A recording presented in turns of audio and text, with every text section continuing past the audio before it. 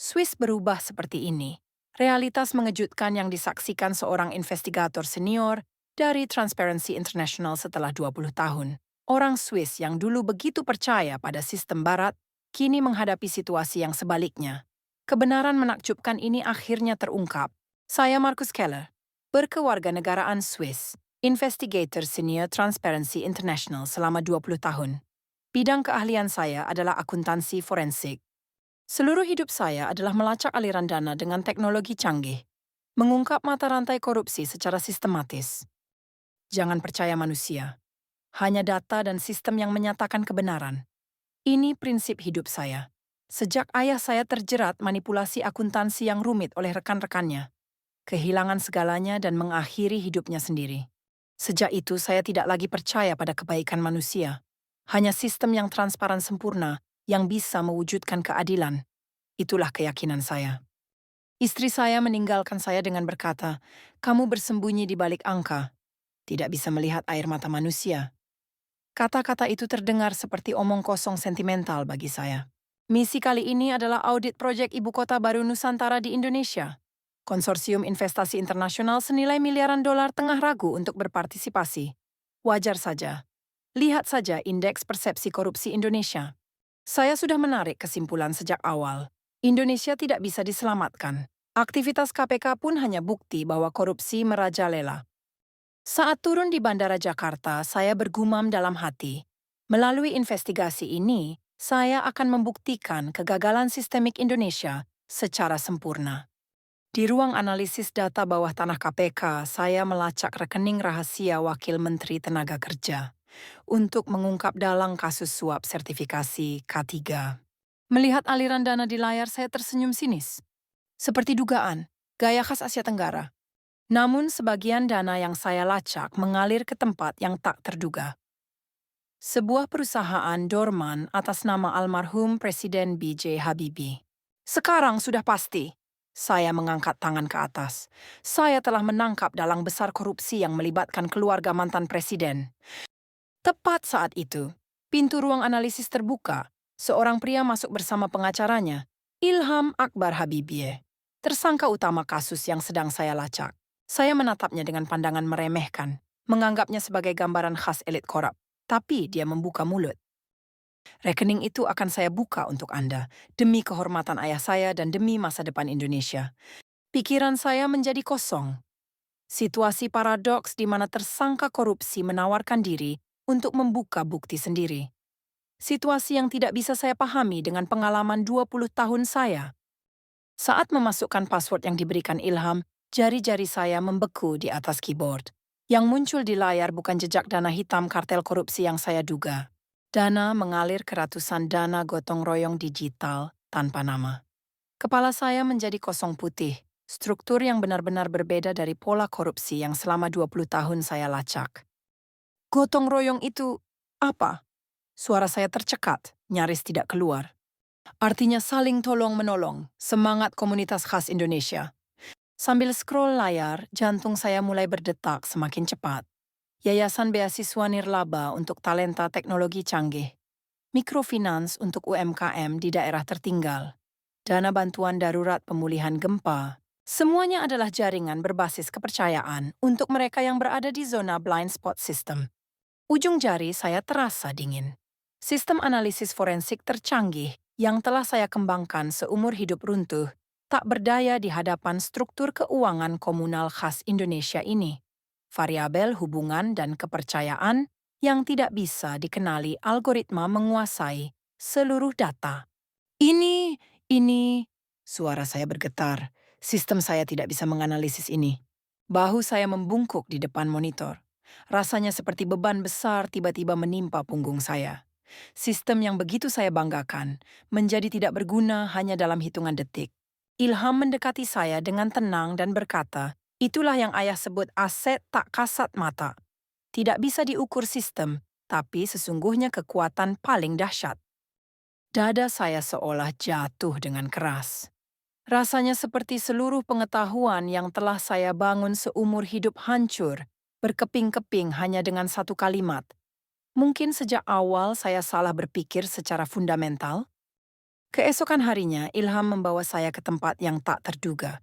Bukan istana presiden, melainkan hangar tua industri pesawat terbang Nusantara di Bandung. Kenapa ke sini? Kata-kata saya tersangkut di tenggorokan. Saat pintu hangar terbuka, napas saya terhenti melihat pemandangan di depan mata.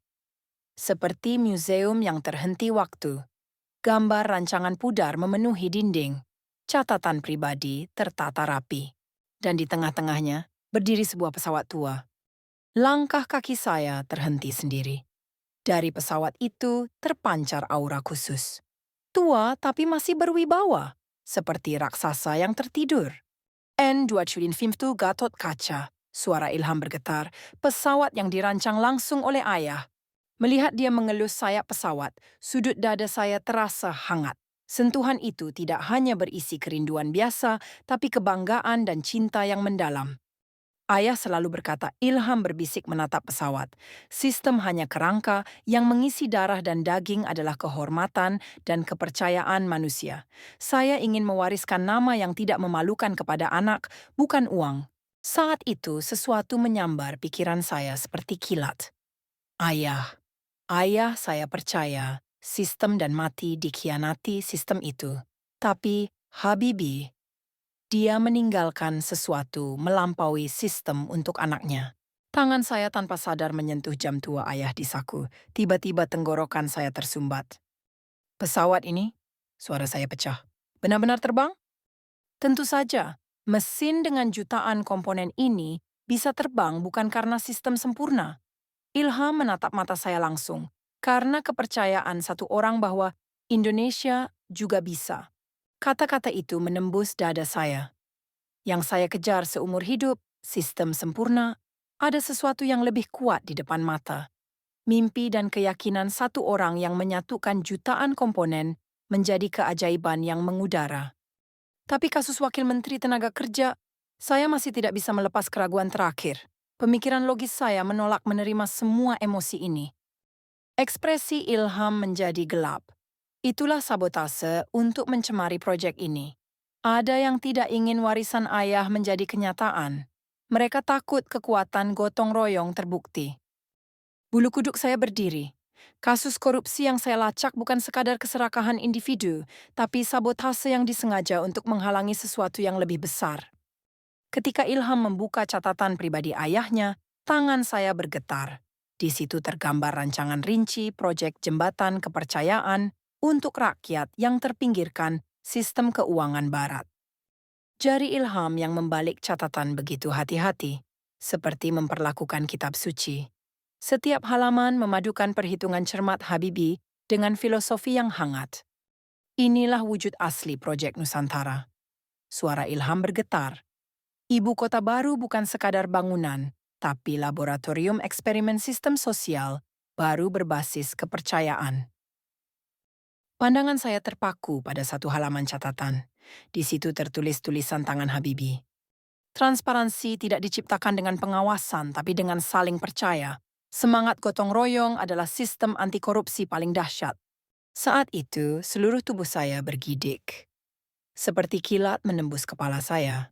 Yang selama ini saya kejar, sistem pengawasan sempurna, ternyata sudah ada di Indonesia sesuatu yang lebih kuat. Lutut saya lemas. Saat terduduk di lantai hangar, seluruh logika dalam kepala saya runtuh. Itu adalah hati yang tahu malu dan rasa tanggung jawab terhadap komunitas. Suara saya pecah. Saya benar-benar salah. Pandangan saya kabur, sesuatu yang hangat mengalir di pipi saya. Air mata pertama setelah 20 tahun. Air mata itu adalah suara kesombongan saya yang runtuh, sekaligus momen lahirnya keyakinan baru. Ilham meletakkan tangan di bahu saya dan berkata pelan, "Bukan salah, tapi belum melihat. Sistem dan kepercayaan bukan saling berlawanan, tapi saling melengkapi." Saya mengeluarkan jam ayah dan menatapnya. Jarum jam dan menit masih bergerak. Seperti waktu yang terus berlanjut. Setelah ayah meninggal, mungkin mimpi ayah juga terus berlanjut di suatu tempat. "Presiden Habibi!" Suara saya bergetar. Dia tidak kalah dari sistem, malah melampaui sistem. Ilham mengangguk. Ayah selalu bilang, teknologi ada untuk manusia, bukan manusia untuk teknologi. Kata-kata itu tertancap jauh di dada saya. Sistem yang begitu saya percayai juga ujung-ujungnya buatan manusia, dan tanpa itikat baik manusia tidak ada artinya. Malam itu di kamar hotel saya tidak bisa tidur, menatap langit-langit dan gelisah sepanjang hari. N250 Gatot Kaca yang saya lihat di hangar tua terus terlintas. Dan ayah saya terbayang. Tangan saya mencari jam ayah di bawah bantal. Saat logam dingin menyentuh telapak tangan, tiba-tiba hari 20 tahun lalu hidup kembali dengan jelas. Sosok terakhir ayah. Ayah yang menangis memeluk buku akuntansi di ruang kerja. Markus, saya percaya sistem, tapi sistem membuang saya. Suara gemetar itu masih bergema di telinga saya. Tanpa sadar saya mencengkeram selimut erat-erat. Dada sesak, susah bernapas. Ayah juga mati kesepian melawan sistem korup. Saya bergumam, tapi Habibi berbeda. Tiba-tiba pencerahan menyambar seperti kilat. Habibi tidak kalah dari sistem. Dia mengubah sistem dengan mewariskan aset tak kasat mata bernama kepercayaan kepada anaknya. Air mata hangat mengalir dari mata saya. Kali ini tidak bisa berhenti. Seperti hati saya yang membeku 20 tahun mencair seketika. Yang ingin ayah lindungi, suara saya bercampur isak tangis. Bukan sistem sempurna, tapi hati manusia yang tahu malu. Saya bangun dari tempat tidur dan berjalan ke jendela. Kaki saya gemetar. Pemandangan malam Jakarta terlihat dari jendela. Jutaan lampu berkelip di tempatnya masing-masing. Saat itu saya tahu, lampu-lampu itu seperti jaringan gotong royong raksasa. Berbeda posisi, tapi terhubung tali kepercayaan tak kasat mata. Itulah yang seumur hidup saya lewatkan. Suara saya bergetar. Dada saya terasa hangat. Momen terbebas dari rasa bersalah terhadap ayah dan kebutaan terhadap sistem yang membelenggu saya seumur hidup. Rasanya seperti beban berat turun dari bahu. Melihat pantulan diri di jendela, untuk pertama kali setelah 20 tahun, ekspresi saya tenang. Mata memang sembab, tapi ada cahaya harapan baru. Saya menatap jam ayah lagi. Jarum jam dan menit masih bergerak. Ayah, sekarang saya mengerti. Saya berbisik pada jam. Apa yang ingin Anda lindungi? Keesokan paginya, saya menelepon kantor pusat Transparency International. Pak Direktur, jadwal laporan harus ditunda. Ada apa, Keller? Jangan-jangan kamu dapat tekanan di lapangan? Tidak, ada bagian yang terlewat. Perlu investigasi lebih akurat. Sebenarnya saya bingung. Bagaimana menilai sistem gotong royong dengan indikator transparansi ala barat? Tapi yang pasti, dengan tolok ukur lama tidak bisa melihat wujud asli Indonesia dengan benar. Bertemu Ilham lagi, saya berkata jujur, tolong bantu saya. Sistem saya tidak bisa menilai jaringan kepercayaan kalian dengan benar. Mari kita buat kriteria penilaian baru bersama-sama. Ilham tersenyum. Yang bisa mengukur efisiensi sistem dan kehangatan hubungan sekaligus. Itu tantangan benar-benar baru bagi saya. Tapi anehnya tidak takut. Karena bukan sendirian, tapi bersama-sama. 3 minggu kemudian, saya menyerahkan laporan akhir ke Transparency International. Kesimpulan laporan seperti ini. Risiko terbesar proyek Nusantara bukan korupsi, tapi kita tidak memahami nilai aset tak kasat mata bernama kepercayaan Indonesia. Prasyarat investasi bukan penguatan sistem pengawasan, tapi membangun kemitraan dengan jaringan kepercayaan ini. Kantor pusat gempar. Investigator veteran 20 tahun tiba-tiba bicara aneh, tapi saya yakin ini masa depan transparansi yang sesungguhnya. Setelah mengirim laporan, saya hati-hati menulis email ke istri. Kamu benar, di balik angka ada manusia. Sekarang saya ingin jadi orang yang membangun jembatan kepercayaan, bukan pengawas sistem. Beberapa hari kemudian balasan dari istri datang. Entah apa yang terjadi di Indonesia, tapi untuk pertama kali setelah 20 tahun, saya merasakan kehangatan di suaramu. Ceritakan pelan-pelan. Naik pesawat pulang dari Bandara Jakarta, saya kembali teringat kata-kata Ilham. Transparansi tidak diciptakan dengan pengawasan, tapi dengan saling percaya. Sekarang saya tahu.